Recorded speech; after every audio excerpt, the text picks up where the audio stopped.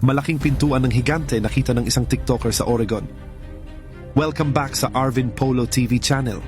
May isang TikToker na may pangalang RDB Cell na sikat ngayon dahil sa claim niya na nakunan niya ng video ang isang higante na lumabas mula sa isang parang pintuan sa mga bundok sa Oregon. Bigla siyang nanahimik ng maraming araw at hindi siya nagpo-post ng mga videos matapos nito.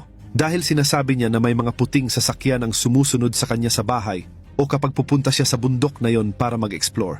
Kung iisipin parang katulad ito sa kwento ni Andrew Dawson na isang taon mahigit ang nakalipas ay nag-post din sa TikTok ng video ng higante. Gumawa siya ng iba't ibang videos tungkol dito at talaga namang nag-viral. At sabi din ni Dawson noon na habang mas pinag-aaralan niya yung lugar, sinabi niya na may mga sasakyan din ng gobyerno na humaharang sa kanya. At nakunan niya pa nga ito ng kamera dahil kahit nasa bahay na siya ay sinusundan pa din siya. At ang nakakalungkot, maraming nagulat at nagtaka dahil isang araw namatay si Dawson sa hindi malamang dahilan. FYI, sa Biblia, mahigit 30 beses nabanggit ang mga higante at ang kanilang lahi. Yung pinakasikat na verse, Genesis chapter 6 verse 4, na sinasabing ang mga higante ay nasa lupa ng mga araw na yaon at pagkatapos din naman na makasiping ang mga anak ng Diyos sa mga anak na babae ng tao at mga kaanak sila sa kanila. Ang mga ito rin ang naging makapangyarihan ng unang panahon na mga lalaking bantog. Kaya naman dahil dito, nagtataka ang iba kung may natitira pa bang lahi ng mga higante hanggang ngayon. Maraming tao ang naniniwala dito at kasama na nga si RDB Cell dito. At ngayon tignan na natin ang buong nakita ni RDB Cell. Ang TikToker na si RDB Cell na may totoong pangalan na James Gobel ay dating konsehal sa siyudad ng Oregon. Nag-claim siya o sinabi niya na nakakita siya ng higante na pumasok sa isang bato na mukhang pintuan habang naglalakbay siya sa Quartzville Drive malapit sa Green Peter Reservoir sa Oregon. That thing was open. It opened completely up and then it closed back up. And there's a little slot in it right up there. You can see that little slot where it looked like somebody was staring out of. Dude, giants are freaking real. I don't care what anybody said. Nag-viral ng husto ang video na ito kaya naman mabilis niya itong dinilit sa channel niya. At matapos nito ay nag-post siya ng follow-up video kung saan sinabi niyang may mga puting sasakyan na sumusunod at nanghaharas sa kanya. Anyway, we just been staying kind of low-key. When I wake up in the morning and I'm going, this is what I run into. It's down the road. And then sometimes it's up the other side of the road. And sometimes it just follows me around town. And there's a white truck that does the same thing. May video sa page niya kung saan bumalik siya sa site at makikita mo sa simula ng video na may dalawang magkaparehong puting truck na dumadaan. Balak kaya ng mga sasakyang ito na patahimikin siya para hindi na malaman pa ng iba ang mga nalalaman niya? Totoo ba na alam ng gobyerno ang tungkol sa mga higante at ayaw na lang nilang ipaalam sa mga tao ang tungkol dito para hindi na makalikha ng pagpapanik? Sa tingin mo?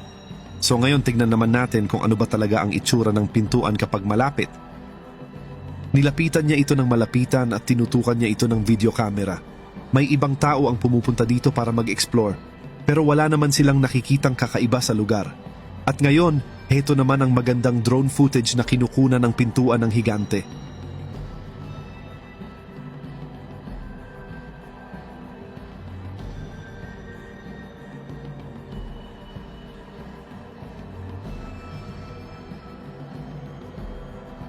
At makikita mo sa video na mukha nga siyang pintuan.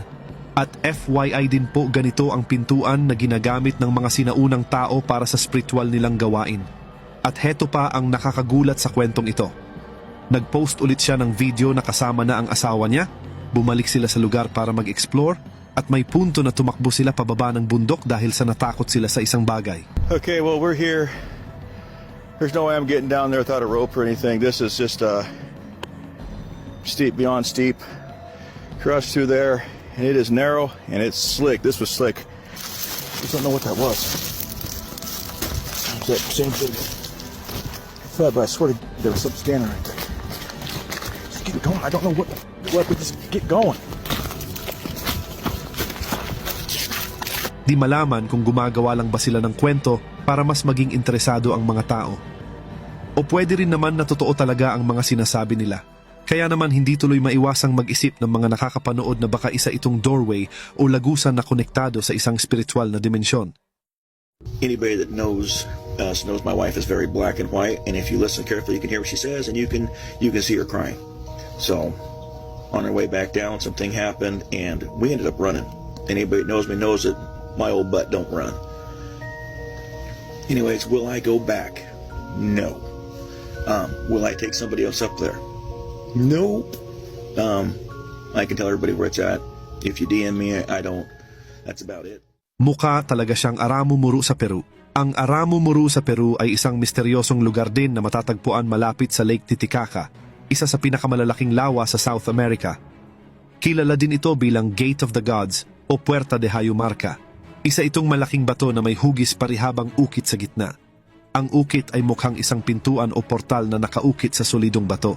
Ang eksaktong pinagmulan at layunin ng Aramumuru ay hindi pa din tiyak, kaya naman maraming alamat at espiritual na mga kwento ang nagsisilabasan tungkol dito.